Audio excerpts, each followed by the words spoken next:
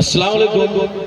At the very first of all, I would like to convey the most beloved Allah Pak for having me here. Would like to give warm congratulations to the entire team of As-Safa Modern School, my respected Kamruzaman sir, all the respected invitee, Mustafa Abdul Kaim for inviting me and you people. Once again, I woke up in the morning today and I thought that I would be a part of a beautiful program and I am here today. সম্মানিত উপস্থিতি, আমি খুব অল্প সময় কথা বলবো। Within 10 মিনিটসের মধ্যে আমি আমার উপস্থাপনা শেষ করব। এই 10 মিনিটের কথাই আপনারা সবাই শুনবেন। আমি এতটা নির্বোধ নই, কিন্তু কেউ কেউ আমার দিকে তাকিয়ে থাকবেন এবং আমার কথা শুনবেন বলে বিশ্বাস করতে আমার ভালো লাগে। আমি খুব বেশি কথা না বলে কয়েকটা কাজ দিয়ে যাই বড়, কারণ কথা বলার সময় খুব একটা নেই। আমি আপনাকে কয়েকটা কাজ দিচ্ছি। আমি পশ্চিম মেদিনীপুরের শালবনির একটি অনুষ্ঠান থেকে যখন নিচে নামলাম, আমার অনেকেই কার্ড নিচ্ছে, ছবি তুলছে, আমার সাথে কথা বলছে। আমাকে একজন এসে বলছে, স্যার একটু কথা আছে, বাইরে আসবেন? আমি বললাম এখানেই বলুন। বলছে না, ভদ্রলোক, বলছে আপনার ভুল ধরবো, একটু বাইরে আসেন। তো আমাকে একটু দূরে নিয়ে গেল। তাই বললাম বলুন। বলছে স্যার আপনি কথায় কথায় বললেন man create his own fate, মানুষ নিজের ভাগ্য নিজে তৈরি করে। এটা কিরকম কথা? উপর থেকে তো ভাগ্য তৈরি হয়ে আসে, আপনি এই কথা বললেন কেন? উত্তর দেন। তো প্রশ্নটা আমার চেনা, উত্তরও আমার জানা রয়েছে বলে আমার ভালো লাগলো। আমি বললাম যে 2 মিনিট সময় দেন। তখন আমি ওনাকে বলেছিলাম কি, এই কোট আনকোট এই কথাটাই আপনার কানে তুলে দিয়ে যাই। সূরা রাদ আয়াত নাম্বার 11, আল্লাহ সুবহানাহু ওয়া তাআলা said in Quran কি, আল্লাহ সুবহানাহু ওয়া তাআলা কোরআনে বলছে কি, আমি সেই জাতির ভাগ্য ততক্ষণ পর্যন্ত পরিবর্তন করাই না যতক্ষণ না তারা মানসিকভাবে পরিবর্তন হয়। সূরা নাজম আয়াত নাম্বার 39 আল্লাহ সুবহানাহু ওয়া তাআলা কোরআনে বলছে মানুষ ওইটা পায় যা সে চেষ্টা করে। সুতরাং আর কিছু তাকে বলতে হয়নি। আমরা যারা এখানে উপস্থিত রয়েছি, আমরা যে ভাগ্য নিয়ে এসেছি, দোয়াতে পরিশ্রমে ভাগ্য বদলায়। যদি আপনি মনে করেন যে একটা সুন্দর দিন এখান থেকে তৈরি করবেন, তাহলে করা যায়। যদি আপনি একবার ভেবে নেন যে আমি আমার শ্রেষ্ঠ সন্তান তৈরি করে রেখেছি ওই পৃথিবীতে যারা সাদকায়ে জারিয়া হয়ে যাবে, তাহলে আপনি এখান থেকেই সেটি করতে পারেন। সুতরাং আপনাদের প্রত্যেককে অনুরোধ জানাই কি, আপনারা আজকের দিনটা শ্রেষ্ঠত্ব নিন। নামাজে দোয়াতে আমরা সবসময় বলি রব্বানা আতিনা ফিদ দুনিয়া হাসানাতাও ওয়া ফিল আখিরাতি, আমরা পড়ি যে আল্লাহ সুবহানাহু ওয়া তাআলাকে আমরা দরবার করি, এই দুনিয়াতেও শ্রেষ্ঠত্ব দাও, ওই দুনিয়াতেও শ্রেষ্ঠত্ব দাও, সুন্দর রাখো। সুতরাং আপনাকে ব্যালেন্সিংটা করতে হবে। একটি জাতির মধ্যে পিলপিল করে কত মানুষ জন্মাচ্ছে, তা দিয়ে সেই জাতির শ্রেষ্ঠত্ব আছে না। একটি জাতির মধ্যে কত সুন্দর মানুষ তৈরি হচ্ছে, তা দিয়ে সেই জাতির শ্রেষ্ঠত্ব আছে। সুতরাং বুঝতে হবে আপনাকে যে আপনি কি চান। মা হয়েছেন যখন, এখানে বেশিরভাগ মা রয়েছে।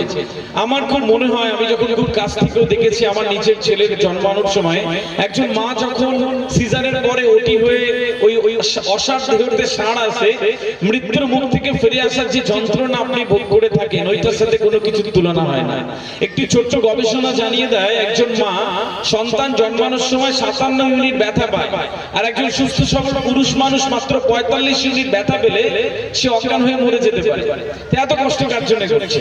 আমি গাড়িতে আসছিলাম কয়েকদিন আগে, আমার ভিডিও স্ক্রল করতে করতে দেখলাম একটা ভিডিও 76 মিলিয়ন মানুষ দেখেছে।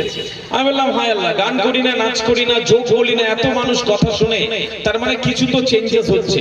ছোট্ট একটা আমি একটা গল্প করি আপনাকে। আপনি করছে 5 মাস করছে, তো মা কাছে ছেলেটা কয়েক সেকেন্ড পরে এসে একটা চিরকুট ধরিয়ে বলছে, বলে মা এ নাও পড়ো আর আমাকে দাও। তো মা বলছে কি লিখেছো বাবা, তুমি বলো, আমি রান্না করছি, খুব ব্যস্ত। বলে না মা দেখো। তো মা ওই চিরকুটটা হাতে নিয়ে কয়েক পলক চোখ ফেলে অবাক হয়ে গেছে। বলছে বাবা তুমি লিখেছো? বলে হ্যাঁ। আঁচলে কপালটা মুছে ধপ করে চেয়ারে বসে পড়েছে। 12-13 বছরের ছেলে কি লেখে? আবার জিজ্ঞেস করে বাবা তুমি লিখেছো? বলে হ্যাঁ আমি লিখেছি। মা পড়ছে, ছেলে লিখেছে 1 নম্বর, যে মা তুমি যে আমাকে প্রতিদিন সকালবেলা মশারি তুলতে বলো, এর জন্য 60 টাকা। ছোট ভাইকে কোলে করে রাখতে বলো, প্রতিদিন এর জন্য 30 টাকা। ওই কাকুর দোকান থেকে এটা ওটা আনতে বলো, প্রতিদিন এর জন্য 60 টাকা। আমাকে যে ছাদে গাছে জল দিতে বলো, এর জন্য 40 টাকা। আমাকে ভাই ফরমাস করো তুমি সব সময়, এর জন্য 80 টাকা। আর 350 টাকার বিল দিয়ে বলছে মা দাও। মা আবার জিজ্ঞেস করে বাবা তুমি লিখেছো? বলে হ্যাঁ। বলছে আমার জন্য একটা চিরকুট আনবে? বলছে ওসব হবে না, আমাকে দাও। ছোট ছেলে বলে আনো দেবো। বলে আমার পাশে বসে একটা চিরকুট আর কলম এনে দিয়েছে। মা কিছুক্ষণ লিখে ছেলের হাতে দিয়েছে। ছেলে পড়ছে, মা লিখেছে 1 নম্বরে যে বাবা তোমাকে যে 10 মাস পৃথিবীর সব যন্ত্রণা ধারণ করে আমি পেটে ধরেছিলাম, এটা বিনা পয়সায়। তারপর তোমাকে 2-2.5 বছর সে বুকের দুধ খাইয়ে বড় করেছি, সব যন্ত্রণা ভোগ করে, এটা বিনা পয়সায়। তারপর সেবার যখন তোমার শরীর খারাপ হয়েছিল, আমি সারা রাত তাহাজ্জুদের নামাজে বসেছিলাম, আমার ঘুম আসেনি, এটা বিনা পয়সায়। তুমি একবার খেলনা চেয়েছিলে, আমি দিতে পারিনি, তোমার সে কি কান্না, আমার বুকের মধ্যে সেই কষ্ট তুমি জানতে পারবে না। আঁচলে একটু একটু পয়সা জমিয়ে যেদিন তোমাকে আমি একটা খেলনা দিয়েছিলাম, তোমার সে কি হাসি, ওটা বিনা পয়সায়। তারপর তুমি যখন একটু একটু বড় হচ্ছে, তোমাকে স্কুলে পাঠায়, তুমি চলে যাও, আর তোমার আশা অবধি আমি পথ মানে চেয়ে থাকি, আমার বুকের মধ্যে যে ভাঙো নয়, এটা তুমি চিন্তা করতে পারবে না, এটা বিনা পয়সায়। তোমার একটু শরীর খারাপ হলে আমি হাসি ভুলে যাই, আমি পৃথিবী ভুলে যাই। তারপর তুমি যখন সুস্থ হও, সেই হাসিটা আমার কাছে বিনা পয়সায়। আর এখন যদি কেউ আমাকে এসে বলে পুরো পৃথিবী একদিকে আর তুমি একদিকে, আমি চোখ বন্ধ করে বলবো আমার পৃথিবী চাই না, আমার তোমাকে চাই। ছেলে সব পড়ে মায়ের মুখে একটা চুমু দিয়ে বলে, মা তোমার ঋণ তো কখনো শোধ করা যাবে না, মা আমাকে ক্ষমা করে দিও, বলে দূরে চলে যায়। মায়েরা এরকম হয়, যদি এত কষ্ট করে সন্তানকে বড় করছেন, তাকে শ্রেষ্ঠত্ব দেবেন না কেন? তাকে শ্রেষ্ঠত্ব দেবেন না কেন? আল্লাহ সুবহানাহু ওয়া তাআলা কোরআনের সূরা জুমারে আয়াত নাম্বার 9 বলছে যে জানে আর যে জানে না দুজন একই মানুষ না, সুতরাং জ্ঞানীদের শ্রেষ্ঠত্ব দেওয়া হয়। ছোটবেলা থেকে আমরা সবাই একটা হাদিস পড়ি যে শহীদের রক্তের তুলনায় জ্ঞানীর কলমের কালি অনেক বেশি মূল্যবান, বুঝবেন না? তো আজকে যারা মা হিসেবে এখানে রয়েছে, শ্রেষ্ঠ সন্তান আপনি তৈরি করে রেখে যাবেন, কবরে শুয়ে শুয়ে অনেক কিছু পেতে থাকবেন। ভারতীয় উপমহাদেশে আমরা সন্তানদের মানুষ করি এইটা বলে যে তুই পারবি না। আপনি যত ভালো স্কুল কলেজ ইউনিভার্সিটি দেন, আর সন্তানকে যদি বাড়িতে বলেন যে তুই পারবি না, ও জীবনও শিখতে পারবে না।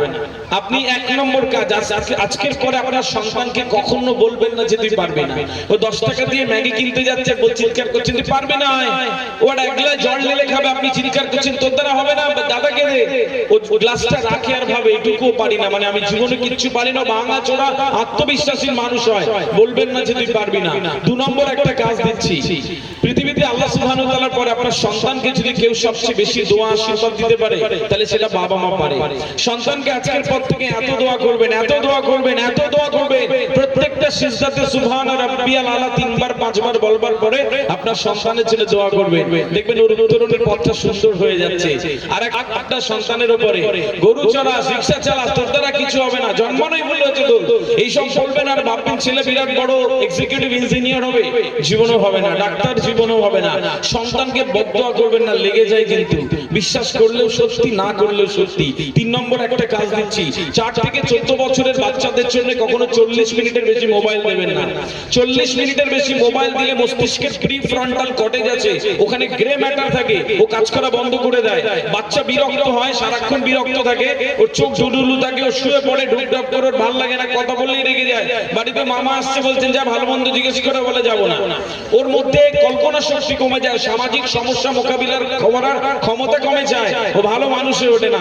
40 মিনিটের বেশি মোবাইল দেবেন না। আর বাচ্চাদেরকে মোবাইল দেখে খাওয়াবেন না, রাগ করবেন না আমার উপরে। বাচ্চাকে মোবাইল দেখে খাওয়াবেন আর ভাববেন ও খায় না, গেলে ওর পাকস্থলিতে যায়, হজম হয় না, প্রতি 3 মাস অন্তর অন্তর ডাক্তারের কাছে যান আর বলেন ডাক্তার বাবু আমার সন্তান গায়ে গড়ে না, গড়বে কি করে? ও খায় না, গেলে জিভের 10,000 শ্বাসগ্রন্থি আছে, ও শ্বাস পায় না। বুঝতে হবে, কখনো 40 মিনিটের বেশি মোবাইল দেখবেন না, দেখাবেন না। রান্নাঘরে রয়েছেন, জ্বালাতন করছেন, মোবাইলটা দিয়ে বলছেন যা, ও 2.5 ঘন্টা নড়েও না, চড়েও না, মরার মতন আপনার কাজ করতে হেভি ভালো লাগে। আর ওই সন্তান পরবর্তীতে আপনাকে রেসপেক্ট করবে, আপনাকে ভালোবাসবে, ও আপনি যা বলবে তাই শুনবেন, জীবনও হবে না। 15 সেকেন্ডের রিল আমরা 5 সেকেন্ড দেখি না, এরকম তুলে দেয়। বুড়ো আঙুলের একটা কেরামতি হচ্ছে, বুড়ো আঙুল ব্যথা হয় না। 5 সেকেন্ডের রিলস 40 মিনিট দেখার পরে আপনি কি ভাবে, ও বই ধরলে 5 মিনিট পড়া পড়তে পারবে? মস্তিষ্কে অ্যাক্সেস করতে দেয় না, এই পারমিট দেয় না। কখনো 40 মিনিটের বেশি মোবাইল দেখাবেন না। 4 নম্বর একটা কাজ দিচ্ছে, একটু ধৈর্যশীল করবেন বাচ্চাকে, একটু ধৈর্যশীল করবেন। আমরা বলি বাচ্চারা যা চায় এক্ষুনি দিবেন, পেন্সিল চেয়েছে, খেলনা চেয়েছে, বাবা এখন তো টাকা নেই, কালকে দেব, একবেলা পরে দেন, একটু অপেক্ষা করতে শেখান, দেখবেন ও আস্তে আস্তে ও আপনার বুঝছে যে বাবা এখন তো টাকা নেই, কালকে নাও এটা, তুমি 8 ঘন্টা পড়লে তারপরে এটা পাবে। এরকম ভাবে একটু ওদেরকে ট্রিট করাবে। আর বাড়িতে আপনারা একটু শান্তভাবে ওদেরকে বোঝার চেষ্টা করবেন। এখন আপনার খেতে দিয়েছে হাজবেন্ড হিসেবে, আপনার খাবার আসতে 2 মিনিট লেট হচ্ছে, আপনি চিৎকার চেঁচামেচি করছেন, বাড়িতেই বাড়ি থাকা যায় না, খাবার আসে না, কখন খাবার চেয়েছি খাবো না, চিৎকার চিৎকার চেঁচামেচি করে চলে গেলে আপনার 8 বছরের ছেলে দূরে দাঁড়িয়ে ভাবে যে 2 মিনিট খাবার আসতে লেট করলে এরকম করতে হয়, ওরকম করবে। আপনি লবণ আনতে দেরি বলেছিলেন, হাজবেন্ডকে আনিনি, রান্না করছে, এখন মাথা খারাপ, চিৎকার শুরু করলেন। আমার কথা মনে থাকে না, পৃথিবীর সব কথা মনে থাকে। লবণ আনতে বলেছিলাম, সংসার করবো না, যাও। আপনার 12-13 বছরের মেয়েটা দাঁড়িয়ে দাঁড়িয়ে দেখে আর ভাবে হাতের কাছে কিছু না পেলে এরকম করতে হয়। এরকম করবেন না, আস্তে আস্তে বাড়িতে একটু কালচার করবে। ভালো স্কুলে পাঠালে মানুষ হবে না, আপনার বাড়ি থেকে কালচার তৈরি করতে হয়। ইংরেজিতে একটা কথা রয়েছে, চ্যারিটি বিগিনস ফ্রম হোম। বাড়ি থেকে কিন্তু সংস্কৃতি কালচার তৈরি হয়। আজকের পর থেকে আপনারা প্লিজ মেইনটেইন করবেন। লাস্ট একটা কাজ দিয়ে যাই, বাচ্চাকে কখনো তুলনা করবেন না। তোর আন্টির ছেলে ফার্স্ট হয়েছে, তুই কি করিস? আরে ও ফার্স্ট হয়ে গেল, তুই কি করিস? ড্রয়িং এ তোর কিছু নেই, সারাক্ষণ চাপ। ভারত উপমহাদেশের মায়েরা বাবারা পাগল হয়েছে। আমি আমার বারাসতের অফিসে কাউন্সিলিং করতে করতে হাজার হাজার বাবা মায়েরা আছে, কোট আনকোট বললাম, হাজার হাজার। সারা দিনের একটা এক্সকিউজ, ছেলে পড়ে না, ছেলেই করে না, মেয়েই পড়ে না, শুধু এক্সকিউজেস। আপনার ছোটবেলায় যদি এরকম করতো, আপনার কেমন লাগতো? আপনাকে যদি পিঠে চাপড়ে বলতাম আপনার বন্ধু এই করেছে, আপনি কি করেছেন? আপনার দেখবেন সারা রাত ঘুম হবে না। বুঝতে হয়, বাচ্চারা কাদার দলার মতন হয়, যেরকম শেপ দেবেন ওরকম আসবে। ওদেরকে রেসপেক্ট করবেন, ওরা রেসপেক্ট করবে। বিয়ে বাড়ি গেলেন, একটা চা ফেলে দিয়েছে আপনার 5 বছরের ছেলে, সবার সামনে মেরে ধরে এমন করলে, আবার বুকে টোকে আপনি অন্যদিকে খোঁজ গল্প করছেন।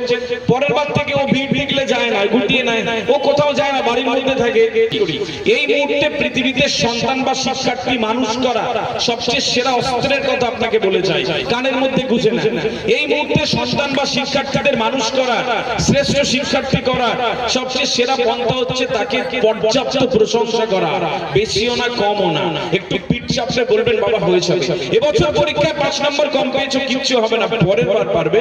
ও আত্মবিশ্বাস নিয়ে ঘুমোতে চায়, ও বলে আমার বাবা বলেছে পারবো, আমার মা বলেছে পারবো, পৃথিবীর কোনো শক্তি ওকে টেনে নামাতে পারে না।